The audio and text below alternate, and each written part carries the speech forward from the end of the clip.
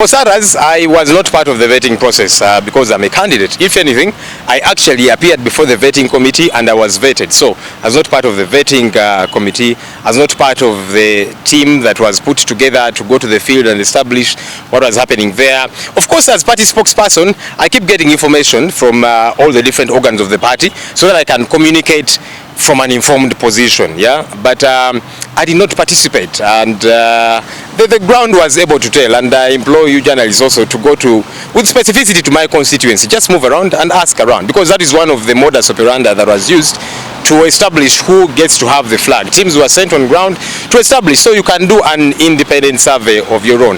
That said, though, there are a number of allegations, and some could be true, some could be untrue. For example, I had some of the people that are being accused, bribery and so on. They're saying, look, this is propaganda, machinations by their opponents for those that are running for different offices.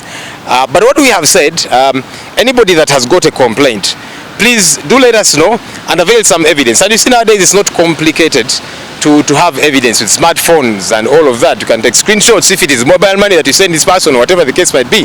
It helps such that we have tangible evidence that as a party we can act upon, yeah? As opposed to somebody on social media saying, so and so, he took money and that is why he made sure the other person gets a flag. For starters, there's no single individual who determines and says, so and so should get the flag. Not even our party leader, Honorable Kyagulanyi Ssentamu, you know? So there are processes, it is a team. But if anybody has any evidence, any concern about anybody that could have taken a bribe or whatever the case might be, please avail to us this information. It will help us in calling to order these are our comrades, because we are fighting the current regime for, among other things, corruption. So we cannot entertain the same within our political party. So anybody that has any concerns, please raise them, okay? Because when you only talk about it on social media, there's no evidence, it becomes difficult for us to penalize somebody based on what is being said on social media. Of course, when we see things on social media, we sit with these leaders against whom there are complaints on social media, and we say, look, there's all this talk on social media, what do you have to say?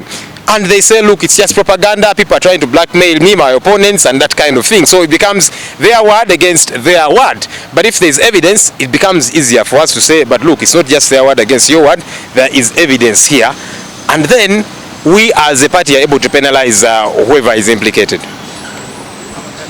Yes, list of flag bearers for MP aspirant positions for Central Region. We're going to be doing this in phases. We are hoping that by close of today, the list of Eastern Uganda MP flag bearers will be out, and then after that we'll have Northern Uganda and then Western Uganda. So the list that was released yesterday for Central Region, there were some gaps that were left deliberately by the Executive Board, which is a body put in place by our party constitution to handle all these matters, petitions and appeals and all of that. So for those places where there were gaps, it's because there were certain concerns that the Executive Board saw, whether it be through the vetting or the teams that went on ground. And so the Executive Board said, no, let's have a second eye on these particular constituencies. There are 19 of them. So a different team was put in place to handle this matter. They were given 48 hours, that's 2 days, to come through with a report. And so we're hoping within 48 hours we'll get the result from the work of this new committee. My last one.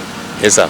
Now people are saying, because previously some have been complaining that only those who are very close to Honorable Kyagulanyi or those who hold positions within the party are the ones that are going to get flags. But now people are saying, wait a minute, even those that are close to the principal Honorable Kyagulanyi, those that hold leadership positions have not gotten flags. That means it's because there was a process that was followed.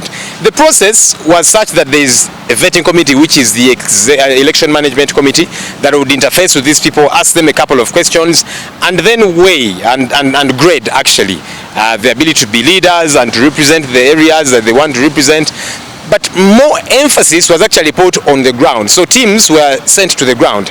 Actually, there were 2 teams sent to every constituency.